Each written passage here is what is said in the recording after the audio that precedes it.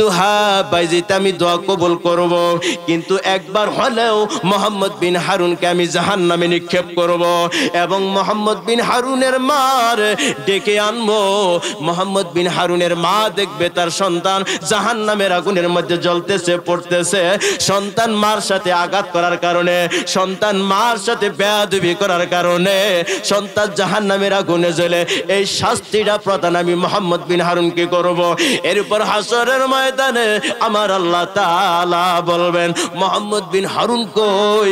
জিবরাইল আমিন আলাইহিস সালাতু ওয়াস সালামকে বলবেন, জিবরাইল রে, মোহাম্মদ বিন হারুনকে তাড়াতাড়ি ডাইকা নিয়ে আসো। এরপর ফেরেশতারা মোহাম্মদ বিন হারুনকে ডাইকা নিয়ে আসবেন। এরপর তাকে জাহান্নামের মধ্যে নিক্ষেপ করতে বলবেন। জাহান্নামের আগুনগুলো দাউ দাউ দাউ দাউ করে জাহান্নামের আগুন জ্বলে, ওই আগুনের মধ্যে ছেড়ে দিবে। বলেন তো দেখি, কোন সন্তান যদি পানিতে পড়ে যদি মারা যায়, মা ঠিক থাকতে পারবে? কোন সন্তান যদি আগুনে পুড়ে মারা যায়, মা ঠিক থাকতে পারবে? জীবনেও না, ঠিক থাকতে পারবে না।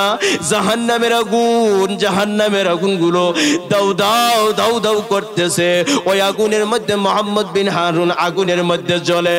ভাইরা আমার, বন্ধুরা আমার, কিতাবের মধ্যে লেখে যখন কোন মানুষগুলা সুবহানাল্লাহ এই তাকবীরগুলা যখন আমার বান্দারা যখন পড়বে, সুবহানাল্লাহর দাম এত বড় মর্যাদা, এত বড় সম্মান, এত বড় পাওয়ার। আল্লাহ রাব্বুল আলামিন, আমার দয়ার আল্লাহ বলেন, আমার যে বান্দা সুবহানাল্লাহ বলবে, সাথে সাথে আমার আল্লাহ তাআলা জান্নাতের ভিতরে একটা গাছ বানায়া দিবেন। জোরে জোরে বলেন সুবহানাল্লাহ। ভাইগণ আমার, বন্ধুরা আমার, বলেন এই দুনিয়ার গাছ জান্নাতের গাছ এক হবে কি? কোনদিন সম্ভব না, এক হবে না। এই সুবহানাল্লাহর পাওয়ার এত বড় দাম। শুধু তাই নাই ভাইরা আমার, বন্ধুরা আমার, যে ব্যক্তি সুবহানাল্লাহ পড়বে, জান্নাতের মধ্যে একটা গাছ হবে, ওই গাছের ছায়া এত দূর পর্যন্ত যাবে। কিতাবের মধ্যে লেখা রে, একটা তেজিমান ঘোড়া, শক্তিশালী ঘোড়া, ওই গাছের নিচ দিয়ে যদি সারা দিন পর্যন্ত দৌড়ায়, ওই গাছের ছায়া শেষ করতে পারবে না। এই জন্য ভাইরা আমার, বন্ধুরা আমার, তাকবীর জোরে জোরে বলবেন সুবহানাল্লাহ, আলহামদুলিল্লাহ, আল্লাহু আকবার। এই ধ্বনিগুলা, তাকবীরগুলা জোরে জোরে করে পড়বেন। এই জন্য ভাইরা আমার, বন্ধুরা আমার, কিতাবের মধ্যে আছে যে ব্যক্তি সুবহানাল্লাহ পড়বে, কিতাবের মধ্যে লেখে এই সুবহানাল্লাহর পাওয়ার, এই সুবহানাল্লাহর দাম এত হবে। ওই সুবহানাল্লাহ যদি মিজানের এক পাল্লার মধ্যে যদি রাখা হয়, আর তামাম দুনিয়া যদি মিজানের এক পাল্লার মধ্যে রাখা হয়, তাহলে সুবহানাল্লাহর পাওয়ার ওই সুবহানাল্লাহর মিজানের যে পাল্লার মধ্যে রাখবে, ওই সুবহানাল্লাহর মিজানের পাল্লাটাই ভারী হয়ে যাবে। এই জন্য ভাইরা আমার, বন্ধুরা আমার, এই জন্য সুবহানাল্লাহ, আলহামদুলিল্লাহ, আল্লাহু আকবার, লা ইলাহা ইল্লাল্লাহ, এই জিকিরগুলা, এই তাসবিহগুলা আমরা পড়ব। আল্লাহ রাসূল সাল্লাল্লাহু আলাইহি ওয়াসাল্লাম বলেছেন, আল্লাহর পয়গম্বর আলাইহিস সালাতু ওয়াস সালাম বলেছেন, যে ব্যক্তি দৈনিক 100 বার করে সুবহানাল্লাহ এবং কালেমা 100 বার করে যে ব্যক্তি তেলাওয়াত করবে, পাঠ করবে, লা ইলাহা ইল্লাল্লাহু মুহাম্মাদুর রাসূলুল্লাহ,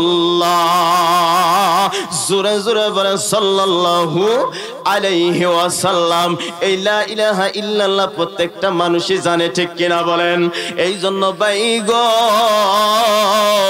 যে ব্যক্তি এই লা ইলাহা ইল্লাল্লাহ প্রত্যেক দিন 100 বার করে পাঠ করবে, হাদিসের মধ্যে আছে, তামলাউ মা বাইনাস সামাই ওয়াল আরদ, আল্লাহ রাব্বুল আলামিন দিন আসমান থেকে নিয়ে জমিন পর্যন্ত যত ফাঁকা জায়গা আছে আমার আল্লাহ তাআলা নেকি দিয়া পরিপূর্ণ করাইয়া দিবেন।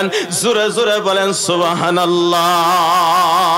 তাহলে বাইরে আমার বন্ধুরা আমার, তাহলে এই কালেমার তাসবিহগুলো আমরা পড়ব কি পড়ব না? বাইগো যেই ব্যক্তি এই সুবহানাল্লাহ পাঠ করবে আমার আল্লাহ রাব্বুল আলামিন বলেছেন আমার ওই বান্দার আমলনামার মধ্যে আমি আল্লাহ উহুদ পাহাড় পরিমাণের সমান সওয়াব আমি আল্লাহ বান্দার আমলনামার মধ্যে দান করব। জোরে জোরে বলেন সুবহানাল্লাহ। এই জন্য ভাইয়ের আমার বন্ধুরা আমার, দিনটা লাগাইয়া শুনেন, আপনারা অন্তর দিয়া মনোযোগ দিয়ে আপনারা ওয়াজগুলো শুনবেন। এই তাসবিহ কি পরিমাণ সওয়াব রে, কত বড় মর্যাদা, কত বড় সম্মান। ভাইয়ের আমার বন্ধুরা আমার, আমার আল্লাহ পাক রব্বুল আলামিন বলেছেন আমার যেই বান্দা সুবহানাল্লাহ লা ইলাহা ইল্লাল্লাহ এই তাসবিহগুলা পাঠ করবে আমার আল্লাহ বলেন আমার ওই বান্দারে আমি জান্নাতে পৌঁছাইয়া দিব। জোরে জোরে বলেন সুবহানাল্লাহ। শুধু তাই নয়, আমার আল্লাহ রব্বুল আলামিন বলেন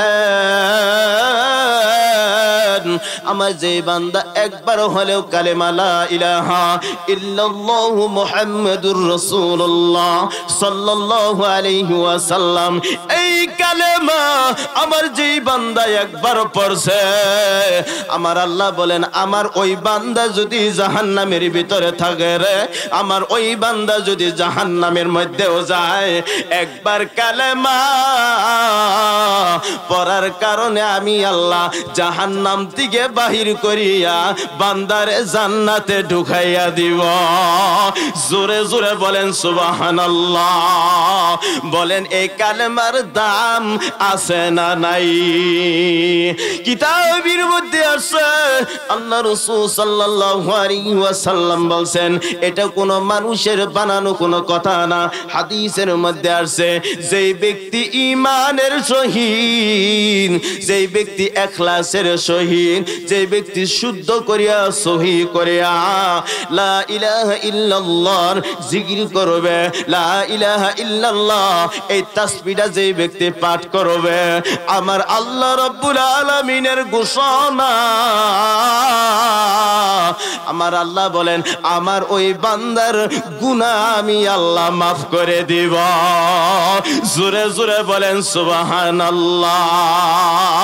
এই জন্য ভাইয়ের আমার বন্ধুরা বার আমরা রাস্তা দিয়ে হাঁটবো, এই তাসবিহগুলো বারবার বারবার পড়বো। এই তাসবিহ পড়তে গেলে কিন্তু অনেক সময় লাগে না, ঠিক কিনা বলেন? এই জন্য ভাইয়ের আমার বন্ধুরা আমার, হাদিসের মধ্যে আসছে আল্লাহ রাসূল সাল্লাল্লাহু আলাইহি ওয়াসাল্লাম বলেন আমার যে বান্দা দৈনিক এই কালেমা 100 বার করে পাঠ করবে, এই তাসবিহগুলো আমার যে বান্দা পাঠ করবে আমার আল্লাহ বলেছেন হাসরের ময়দানে আমার ওই বান্দার চেহারা আমি আল্লাহ উজ্জ্বল আমি আল্লাহ বানাইয়া দিব। জোরে জোরে বলেন সুবহানাল্লাহ। এই জন্য সুবহানাল্লাহ, আলহামদুলিল্লাহ,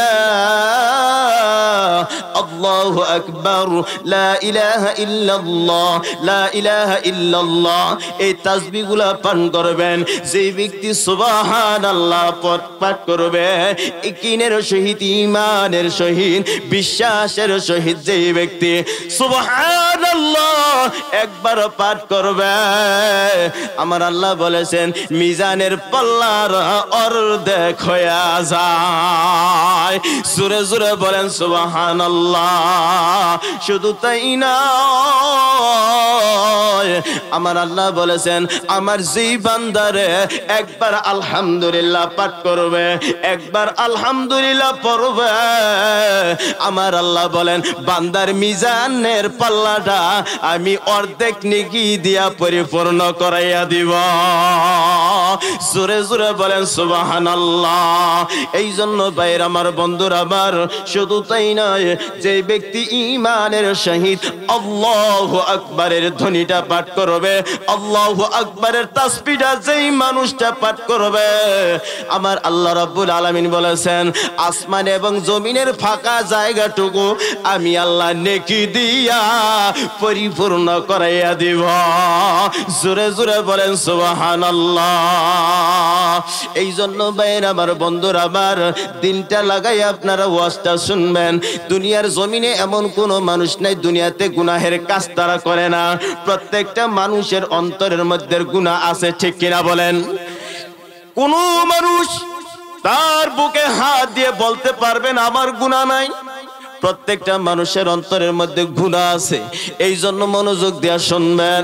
গুনাহ কত বড় অন্যায়, কত বড় জঘন্যতম পাপ কোরআনুল কারীমের মধ্যে আছে।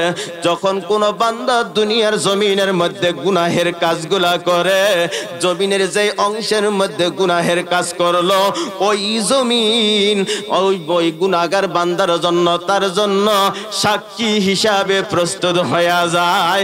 জোরে জোরে বলেন নাউজুবিল্লাহ। আমরা অনেকেই মনে করি দুনিয়াতে কত জায়গার মধ্যে গুনাহের কাজ করলাম, আল্লাহর জমিনে কত গুনার কাজ করলাম, আমার মালিক বুঝি আমাকে দেখে না। এটা আমাদের মনের ধারণা। কিন্তু না না না, রাত্রিবেলায় তুমি যেই জায়গায় গুনাহের কাজ করলা, দিনের বেলায় তুমি যেই জায়গায় গুনার কাজ করলা, জঙ্গলে যাইয়া তুমি যেই গুনাহের কাজ করলা, ওই জায়গায় আমার আল্লাহ সবই দেখে।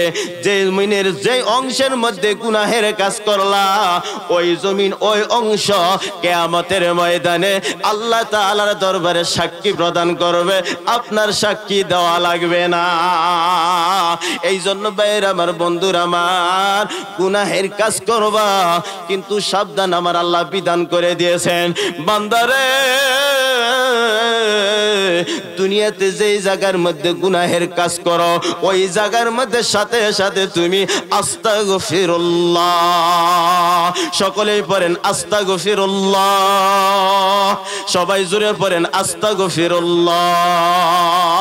আমার আল্লাহ তাআলা বলেছেন, যে জমিনের মধ্যে যেই জায়গার মধ্যে গুনাহের কাজ করলো, ওই জায়গার মধ্যে যদি একবার আমার বান্দা যদি আস্তাগফিরুল্লাহ যদি পড়ে নেয়, তওবা করে নেয়, তাহলে ওই জমিন আল্লাহর তাআলার দরবারে কিয়ামতের ময়দানে সাক্ষী দিবে না।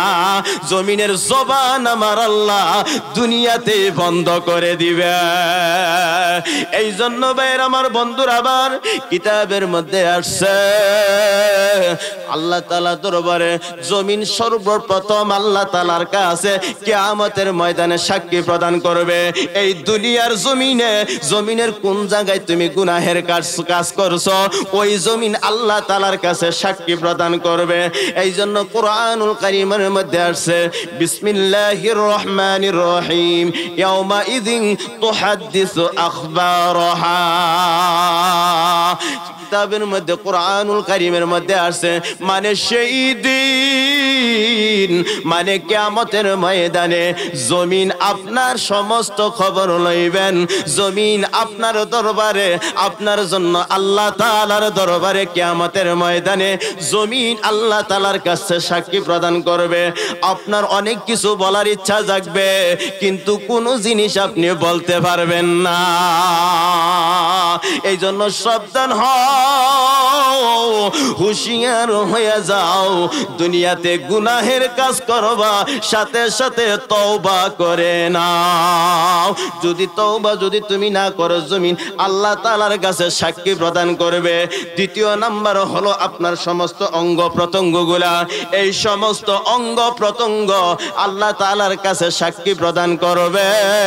কোরআনুল কারীমের মধ্যে আছে, আল ইয়াউমা নাখতিমু আলা আফওয়াহিহিম ওয়া তুকাল্লিমুনা আইদিহিম ওয়া তাশহাদু আরজুলুহুম বিমা কানু ইয়াকসিবুন। পড়ুন, বলেন আল্লাহু আকবার। এই জন্য ভাইয়েরা আমার, বন্ধুরা আমার, আপনার সমস্ত অঙ্গ এবং প্রত্যঙ্গগুলা আল্লাহ তাআলার দরবারে সাক্ষী প্রদান করবে। আপনার জবান বন্ধ করে দিবে, কোনো কথা পর্যন্ত আপনি বলতে পারবেন না। ভাইয়েরা আমার, বন্ধুরা আমার, মাওলানা রুমি কি প্রদান করবে, আল্লাহ এই হাত দিয়া আল্লাহ তোমার বান্দা দুনিয়াতে মিথ্যা মামলা মোকদ্দমা করছে, এই হাত দিয়া তোমার বান্দা চুরি করছে, অন্যায় কাজ করছে। ওগো আল্লাহ, কিয়ামতের ময়দানে তোমার দরবারে, তোমার আদালতে আল্লাহ তোমার বান্দার মামলা দায়ের করলাম, আল্লাহ তোমার এই বান্দার সাজা শাস্তি তুমি প্রদান করো। এরপর পা পর্যন্ত আল্লাহ তাআলার কাছে বলবে, আল্লাহ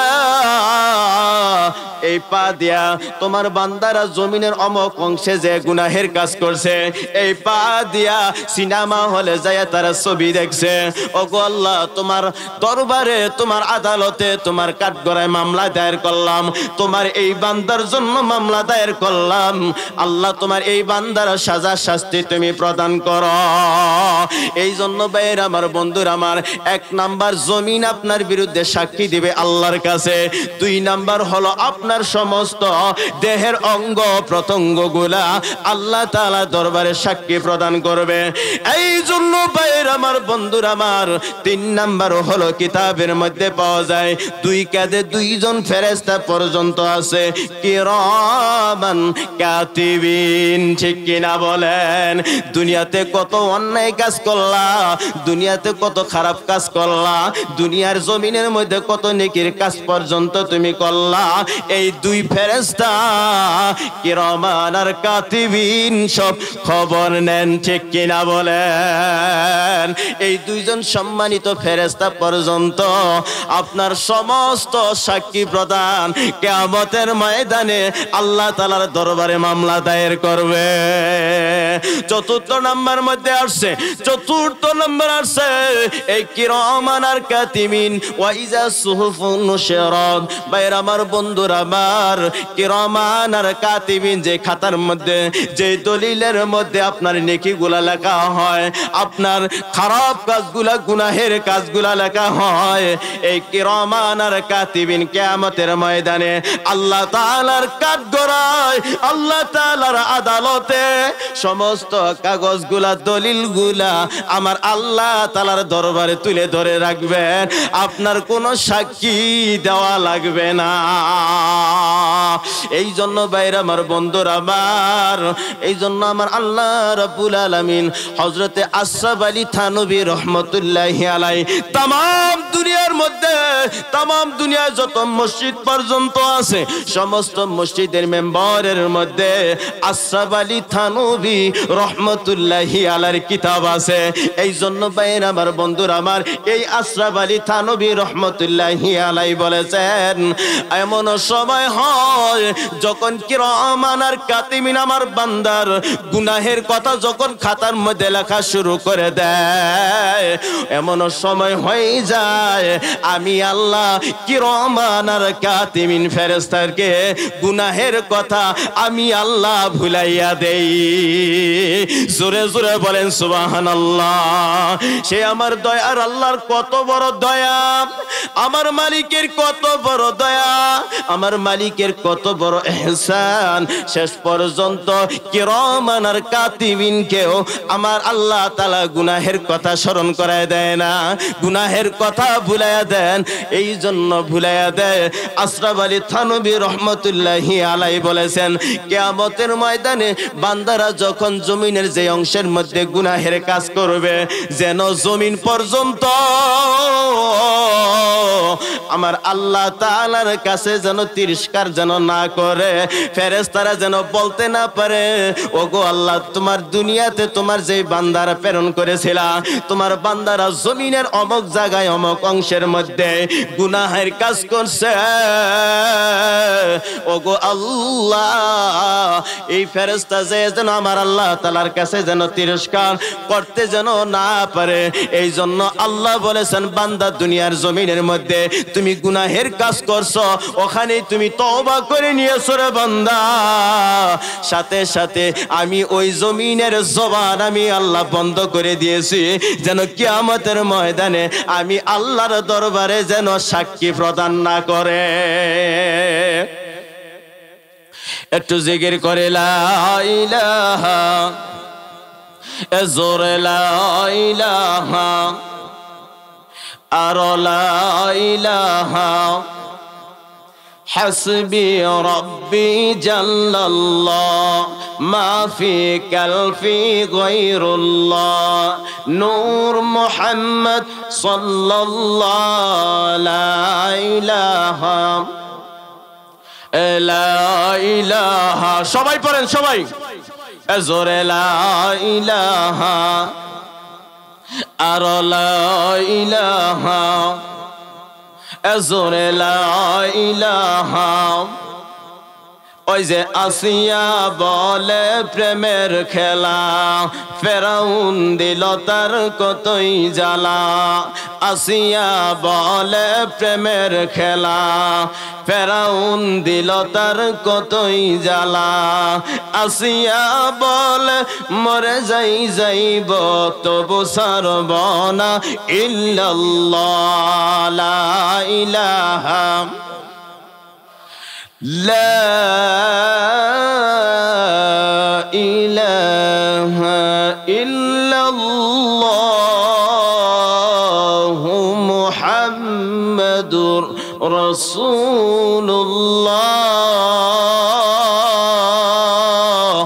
সকলে বলেন সাল্লাল্লাহু আলাইহি ওয়াসাল্লাম। ভাইরা আমার, বন্ধুরা আমার, আল্লাহ রাব্বুল আলামিন কুরআনুল কারীমের মধ্যে থেকে লক্ষ লক্ষ আয়াতের মধ্যে থেকে আমি যে আয়াতে কারীমা ভাইরা আমার, বন্ধুরা আমার তেলাওয়াত করেছে, এই আয়াতে কারীমার মধ্যে আমার আল্লাহ তাআলা মা বাবার বিষয়ের কথা উল্লেখ করেছেন, মা বাবার কথা আলোচনা করেছেন।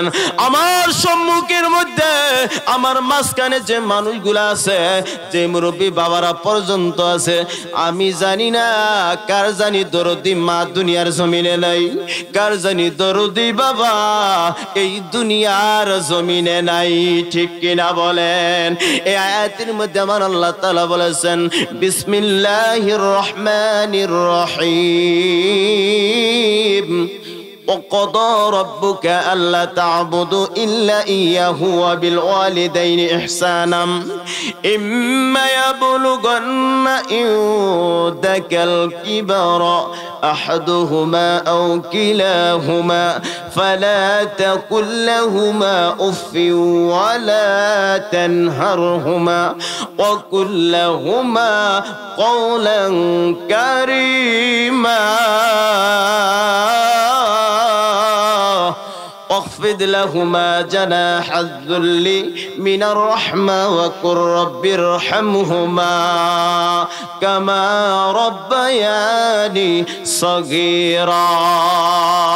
এই আয়াতে কারীমের মধ্যে আমার আল্লাহ রাব্বুল আলামিন বলেছেন ওয়াকদা রাব্বুকা, আমি আল্লাহ তোমাদেরকে আদেশ করলাম, আমি আল্লাহ তোমাদেরকে নির্দেশ করলাম, আমি আল্লাহ ছাড়া আর কোনো মানুষের ইবাদত করা যাবে না, কোনো মানুষের কাছে মাথা নত করা যাবে না, কোনো মানুষের কাছে সেজদা পর্যন্ত দেওয়া যাবে না, কোনো গাছের কাছে সেজদা দেওয়া যাবে না, কোনো আগুনের কাছে মাথা নত করা যাবে না, একমাত্র সেজদা করতে হবে আমার মালিক আমার আল্লাহ।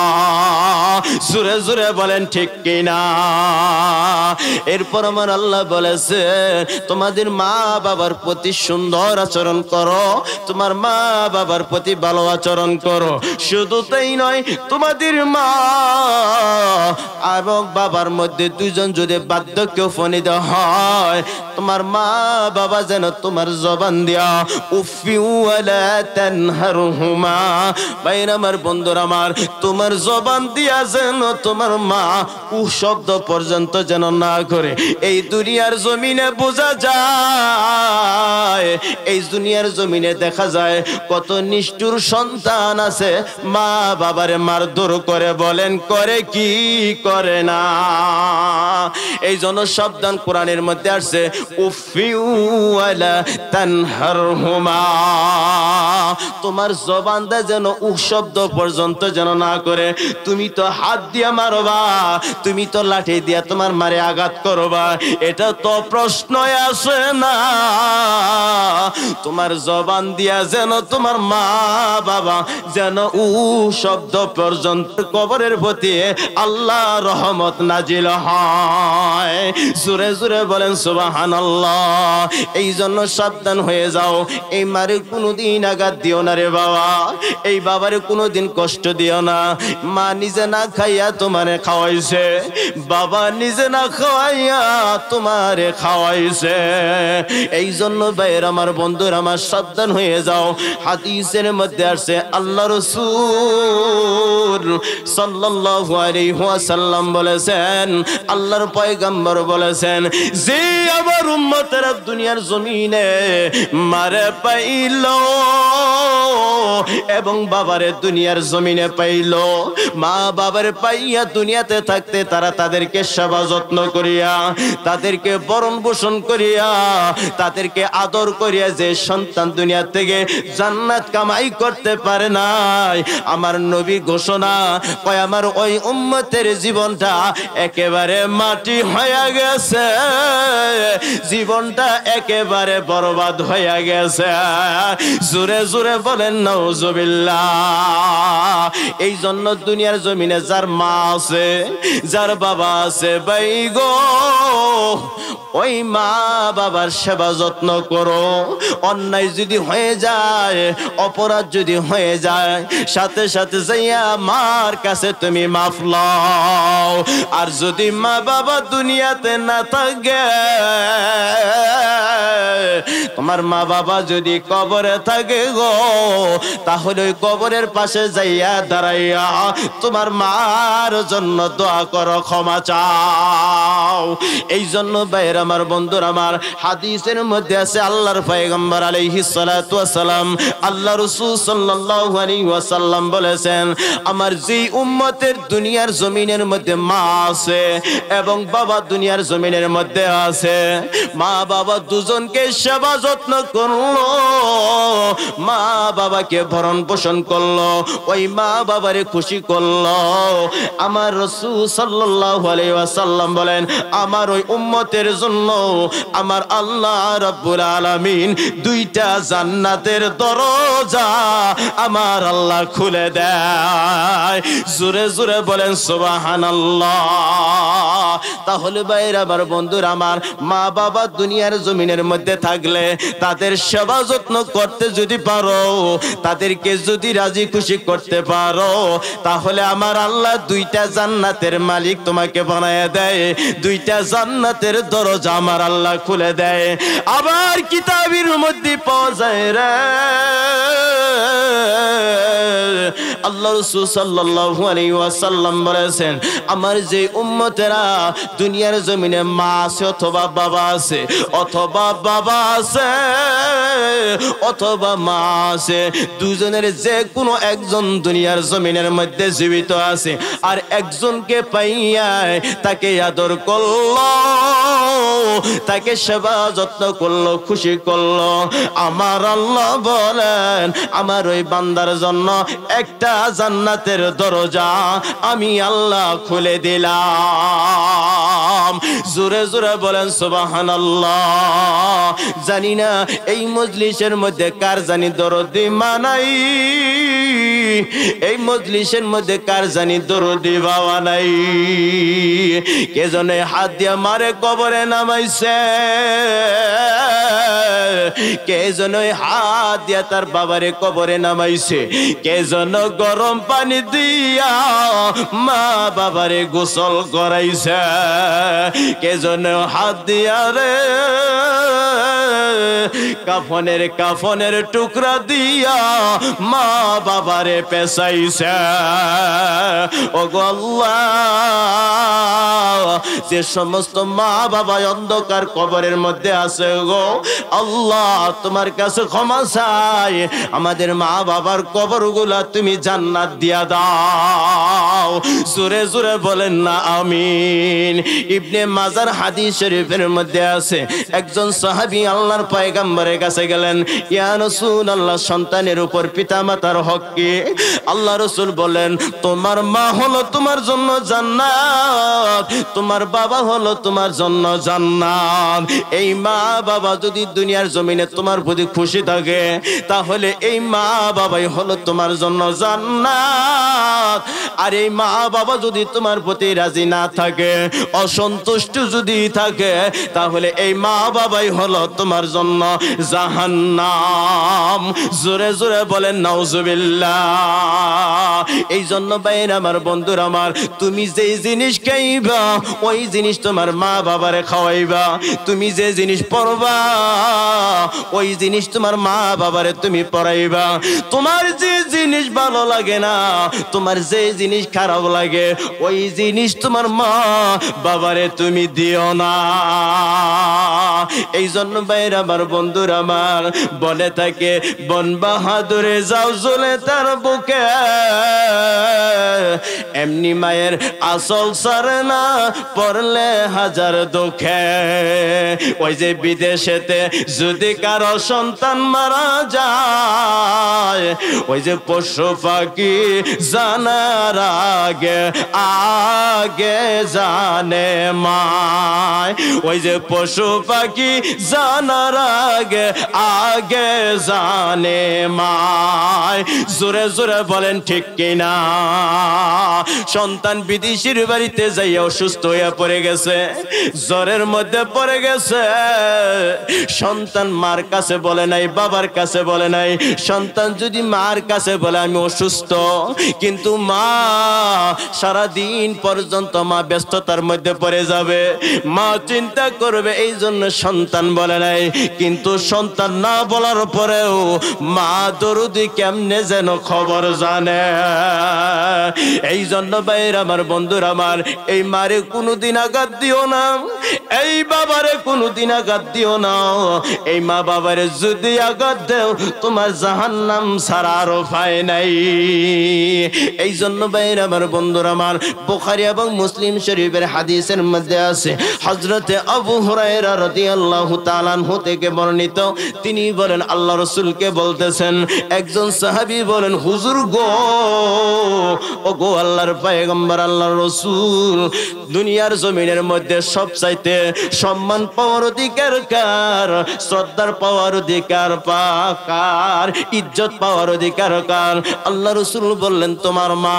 আবার সাহাবা বললেন, হুজুর এর উপর সম্মান পাওয়ার কার, হকদার কে এবং শ্রদ্ধা পাওয়ার কে? আল্লাহ রাসূল বললেন তোমার মা। এরপর আবার সাহাবী আজমাইন বলতেছেন, ইয়া রাসূলুল্লাহ, হুজুর এর উপর সম্মান পাওয়ার, শ্রদ্ধা পাওয়ার, ইজ্জত পাওয়ার হকদার কে? এরপর আল্লাহ রাসূল তিনবার বললেন তোমার মা।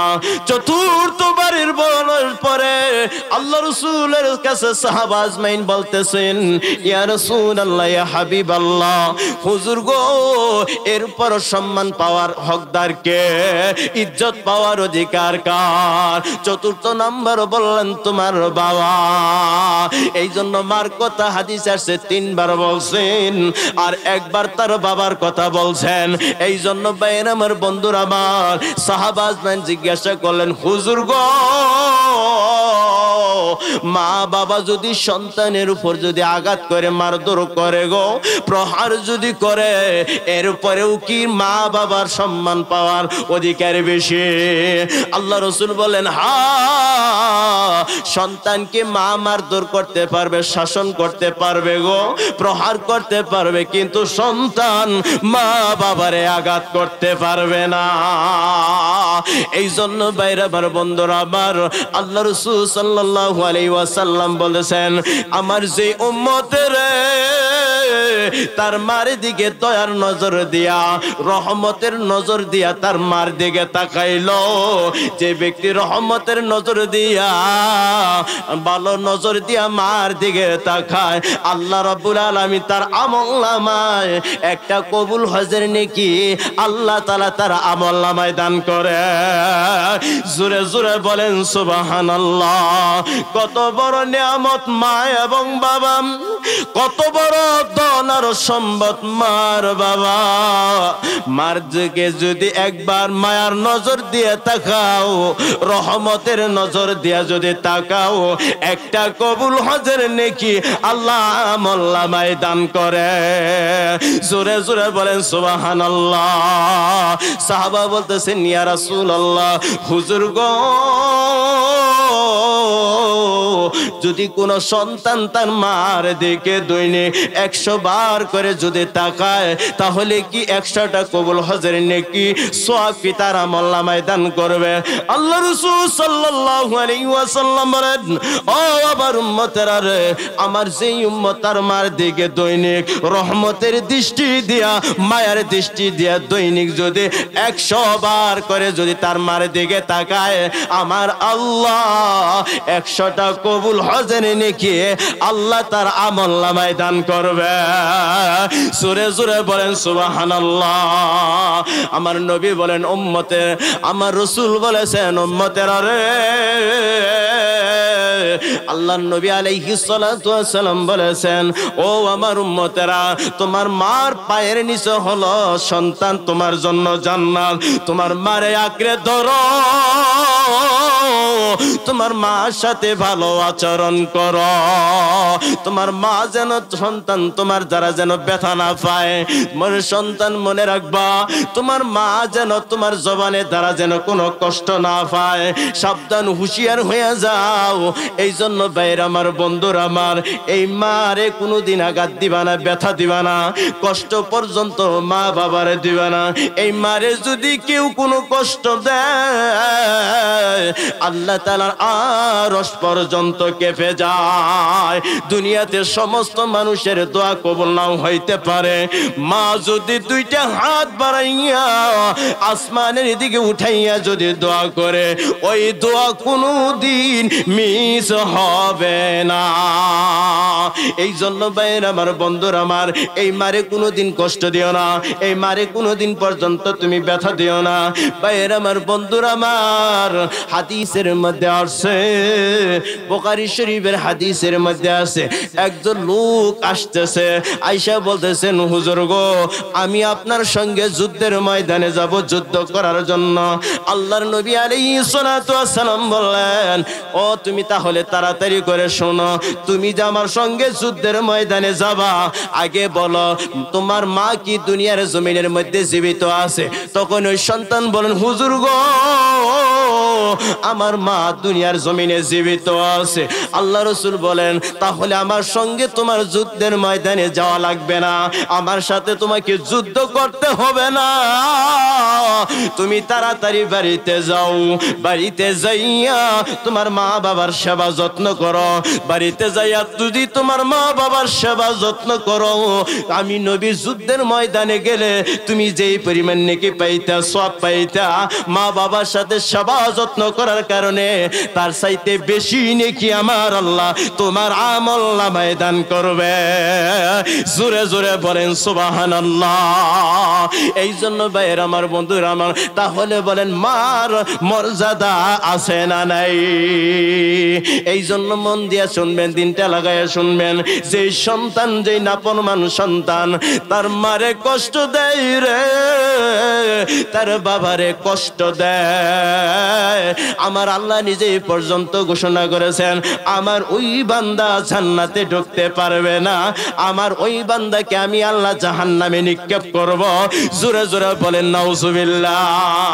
শুধু তাই নাই, হাদিসের মধ্যে আছে, যেই সন্তান তার মারে কষ্ট দিল, তার বাবারে পর্যন্ত কষ্ট দিল, ব্যথা দিল, হাদিসের মধ্যে পাওয়া যায়, ওই আল্লাহ তাআলার ওই নাফরমান বান্দার থেকে জান্নাতের সুঘ্রাণ 500 500 বছরের রাস্তার পিছনে চলে যাবে, ওই নাফরমান বান্দার নাকে জান্নাতের সুঘ্রাণ আসবে না।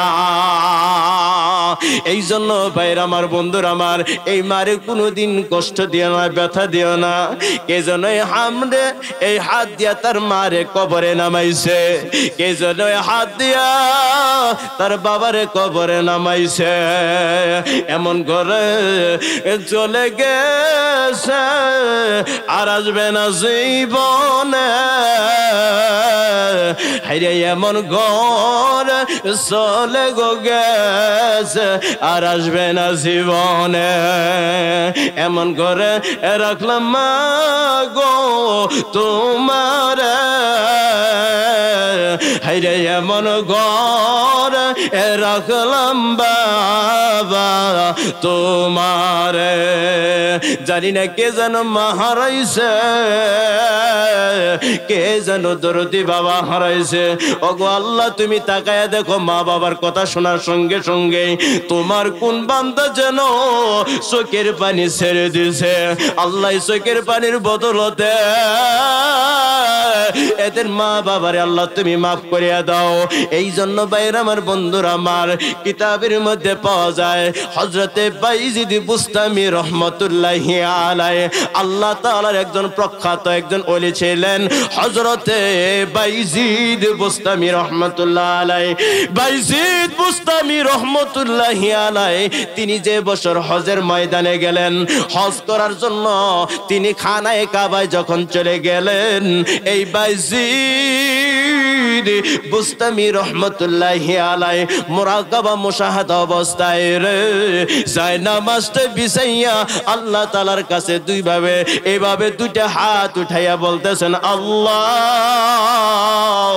ওগো আমার দয়ার আল্লাহ, আমরা তোমার এই হজের ময়দানের মধ্যে লক্ষ লক্ষ টাকা খরচ করিয়া গো আল্লাহ, নিজের ধন সম্পদ গুলা বিলীন করিয়া দিয়া, নিজের বিবি বাচ্চা গুলো রেখে দিয়া আল্লাহ এই খানায় কাবায় আল্লাহ হজ করার জন্য আসলাম। মালিক গো, তোমার কাছে আরজি জানাই, তুমি কি সকলের হজ আল্লাহ তুমি কবুল করছো কিনা? তখন সাথে সাথে আল্লাহ তাআলার পক্ষ থেকে বাইজিদ রহমতুল্লাহি আলাইহির কাছে ইলহাম আসলো, আরে বাইজিদ, আজকে যারা খানায় কাবায় হজ করার জন্য আসছে, লক্ষ লক্ষ মানুষ রে, হজ করার জন্য যারা ময়দানে আসছে, আমি সকলের হজ কবুল করে নিয়েছি রে বাইজিদ, কিন্তু একজন লোকের হজ আমি আল্লাহ কবুল করি নাই। বাইজিদ বুস্তামি রহমতুল্লাহ আলাইহি টেনশনের মধ্যে পড়ে গেলেন, কেমন করে হয়, আমার মন কয় আমি বাইজিদের হজ মনে আল্লাহ তাআলা কবুল করে নাই। আল্লাহ তাআলা প্রখ্যাত একজন ওলি বাইজিদ বুস্তামি, তিনি টেনশনের মধ্যে পড়ে গেলেন, আল্লাহ, আমার মন কয় গো আমি বাইজিদের হজ বুঝে কবুল হয় নাই। এইভাবে বলার সঙ্গে সঙ্গে বাইজিদ বুস্তামি রহমতুল্লাহি আলাইহি বলে, আল্লাহ, ওগো আমার আল্লাহ, তুমি তাড়াতাড়ি করে বলো কোন লোকের হজ আল্লাহ তুমি কবুল করো নাই।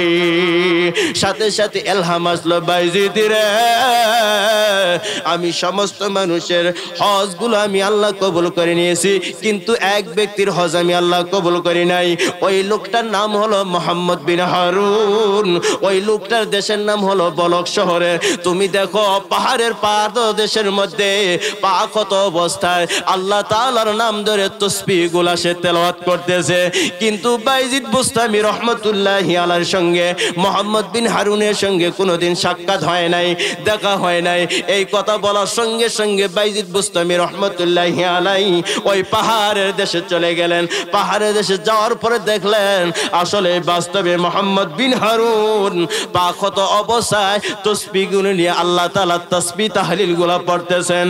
ওই মুহূর্তের মধ্যে মুহাম্মদ বিন হারুন বললেন, আরে বাইজিদ রে, আমার হজ কবুল হয় নাই বিদায় তুমি আমাকে দেখার জন্য আসছো, কিন্তু বাইজিদের সঙ্গে মোহাম্মদ বিন হারুনের সঙ্গে কোনোদিন সাক্ষাৎ হয় নাই। এরপরে কেমনে বললো মোহাম্মদ বিন হারুন, কেমনে বললো আরে বাইজিদ আমার হজ কবুল হয় নাই বিদায় তুমি আমাকে দেখার জন্য আসছো। ওই মুহূর্তের মধ্যে মোহাম্মদ বিন হারুন বলেন বাইজিদ রে, আমি একদিন নয় দুই দিন নয় 28 বছর যাবত পর্যন্ত আমি হজ করি, একটা হজ আল্লাহ তাআলার দরবারে কবুল হয় না রে বাইজিদ। এরপর বলার সঙ্গে প্রতি বছর যখন হজের মৌসুম যখন শুরু হয়ে যায়, তোমার মতো করে একজন আল্লাহর ওলি আমারে দেখে যায় আর আমার জন্য দোয়া পর্যন্ত করে যায়। ওই মুহূর্তের মধ্যে বাইজিদ বুস্তামি রহমতুল্লাহ আলাইহি বললেন, ও মোহাম্মদ বিন হারুন, কেন তোমার দোয়া কবুল হয় না, কেন তোমার হজ কবুল হয় না, তুমি কি একটু দয়া করে মেহেরবানি করে আমাকে বলবা? ওই মুহূর্তের মধ্যে মোহাম্মদ বিন হারুন চোখের পানিগুলো জর্জর করে জমিনে ছেড়ে দেয় আর বলে, আরে বাইজিদ, ওরে বাইজিদ, আমার মা আর আমার বিবি রান্নাঘরে যাইয়া একত্রে দুইজনে রান্না করতেছিলেন, দুজনের মধ্যে কথা কাটাকাটি হয়, তর্ক বিতর্ক হয়। ওই অবস্থার মধ্যে আমার বিবির কাছে না শুনিয়া, আমার মার কাছে আমি না শুনিয়া, আমার বিবির কথা শুনিয়া আমার মার এমন ভাবে লাথি মারলাম, আমার মার কলিজার মধ্যে এমন ভাবে লাথি মারলাম, আমার মা জমিনের মধ্যে পড়ে গেছে। ওই অবস্থার মধ্যে মোহাম্মদ বিন হারুনের মা আল্লাহর কাছে হাত উঠে বলেন, আল্লাহ, আমার সন্তান আমার কলিজায় আঘাত দিছে, আল্লাহ, ওগো আল্লাহ, আমার এই সন্তানকে তুমি জাহান্নামী বানায়ো, বলো মা যদি দোয়া করে দোয়া কবুল হবে কিনা। সাথে সাথে ডাইরেক্ট দোয়া কবুল হয়ে গেছে। বাইজিদ বুস্তামি রহমতুল্লাহি আলাইহি যায় নামাজটা বিছাইয়া মুরাকাবে বলতেছেন, আল্লাহ, তুমি না দয়ার আল্লাহ, তুমি না মায়ার আল্লাহ, ওগো আল্লাহ, তুমি সামান্য নাপাক পানি দিয়া মানুষ গঠন করতে পারো, মানুষ তৈরি করতে পারো গো আল্লাহ, তুমি অত বড় বিশাল বড় পাহাড়কে তুমি নদী বানাইতে পারো, আবার নদীকে তুমি পাহাড় বানাইতে পারো, ওগো আল্লাহ, আসমানে যত চন্দ্র সূর্য পর্যন্ত আছে আল্লাহ, সব চন্দ্র সূর্য গুলা তোমার হুকুমে চলে, আল্লাহ, তুমি মেহেরবানি করিয়া বাইজিদ মোহাম্মদ বিন হারুনের আল্লাহ অপরাধটুকু ক্ষমাটুকু আল্লাহ তুমি মাফ করে দাও। সাথে সাথে আলহামদুলিল্লাহ, বাইজিদ তুমি আমার এমন একজন বন্ধু মানুষ, আরে বাইজিদ তোমার দোয়া কবুল না করিয়েই তো আমি পারি না, কিন্তু হ্যাঁ বাইজিদ আমি দোয়া কবুল করব, কিন্তু একবার হলেও মোহাম্মদ বিন হারুনকে আমি জাহান্নামে নিক্ষেপ করব এবং মোহাম্মদ বিন হারুনের মার ডেকে আনবো। মোহাম্মদ বিন হারুনের মা দেখবে তার সন্তান জাহান্নামের আগুনের মধ্যে জ্বলতেছে পড়তেছে, সন্তান মার সাথে আঘাত করার কারণে, সন্তান মার সাথে বেয়াদবি করার কারণে সন্তান জাহান্নামের আগুনে জ্বলে, এই শাস্তিটা প্রদান আমি মোহাম্মদ বিন হারুনকে করব। এরপর হাসরের ময়দানে আমার আল্লাহ তাআলা বলবেন, মোহাম্মদ বিন হারুন কই? জিবরাইল আমিন আলাইহিস সালাতু ওয়াস সালামকে বলবেন, জিবরাইল রে, মোহাম্মদ বিন হারুনকে তাড়াতাড়ি ডাইকা নিয়ে আসো। এরপর ফেরেশতারা মোহাম্মদ বিন হারুনকে ডাইকা নিয়ে আসবেন, এরপর তাকে জাহান্নামের মধ্যে নিক্ষেপ করতে বলবেন। জাহান্নামের আগুনগুলো দাউ দাউ দাউ দাউ করে জাহান্নামের আগুন জ্বলে, ওই আগুনের মধ্যে ছেড়ে দিবে। বলেন তো দেখি, কোন সন্তান যদি পানিতে পড়ে যদি মারা যায়, মা ঠিক থাকতে পারবে? কোন সন্তান যদি আগুনে পুড়ে মারা যায়, মা ঠিক থাকতে পারবে? জীবনেও না, ঠিক থাকতে পারবে না। জাহান্নামের আগুন, জাহান্নামের আগুনগুলো দাউ দাউ দাউ দাউ করতেছে, ওই আগুনের মধ্যে মোহাম্মদ বিন হারুন আগুনের মধ্যে জ্বলে। এরপর আমার আল্লাহ বলবেন, জিবরাইল রে, ওরে জিবরাইল তাড়াতাড়ি করে মোহাম্মদ বিন হারুনকে তার মারে তাড়াতাড়ি ডাক দাও, ডাইকাই না দেখাও তার সন্তান আজকে জাহান্নামের আগুনে জ্বলে। সাথে সাথে জিবরাইল মোহাম্মদ বিন হারুনকে ডাইকা নিয়ে আসবেন, দেখবেন তার সন্তান জাহান্নামের আগুনের মধ্যে জ্বলতেছে। ওই অবস্থার মধ্যে মুহূর্তে মোহাম্মদ বিন হারুনের মা আসমানের দিকে ভাবে হাত দিয়ে বলবে, আল্লাহ আমার সন্তান আমার সাথে অন্যায় করছে গো আল্লাহ, আমার সাথে অপরাধ করছে গো আল্লাহ, আমার চোখের সামনে আমার কলিজার টুকরা সন্তান জাহান্নামের আগুনে জ্বলে, ওগো আল্লাহ জাহান্নামের আগুনে জ্বলে আমি ঠিক থাকতে পারি না আল্লাহ, এই মুহূর্তের মধ্যে আমার সন্তানের সমস্ত অপরাধগুলো আমি আল্লাহ মাফ করে দিলাম, আল্লাহ এই মুহূর্তে আমার সন্তানকে জাহান্নামের আগুন থেকে উঠাও। দোয়া করার সঙ্গে সঙ্গে আমার আল্লাহর দরবারে দোয়া কবুল হয়ে গেছে। মোহাম্মদ বিন হারুনের মা আল্লাহ বলেন, জিব্রাইল রে তাড়াতাড়ি করে মোহাম্মদ বিন হারুনকে জাহান্নাম থেকে উঠাইয়া তাকে তুমি জান্নাতে পৌঁছাইয়া দাও। জোরে জোরে বলেন সুবহানাল্লাহ। বলেন মার দোয়া কবুল হয় কি হয় না বলেন? এই জন্য মা বাবারে কোনোদিন কষ্ট দিবেন না, কোনোদিন কেউ ব্যথা দিবেন না। কেউ যদি অন্যায় অপরাধ করে থাকেন, জীবিত থাকলে মা বাবার হাতে ধরে পায়ে ধরে মাফ চান, ক্ষমা চান। মা দেখবেন সাথে সাথে যখন একবার মা বলে ডাকটা দিবেন, সাথে সাথে মা সব দুঃখ বেদনা ভুলে যাবে, ঠিক কিনা বলেন? আর যদি মা বাবা অন্ধকার কবরের ভিতরে থাকে, তাহলে কবরের পাশে যাইয়া মা বাবার জন্য দোয়া করো, মাফ চাও, আল্লাহ সব মাফ করে দিবেন।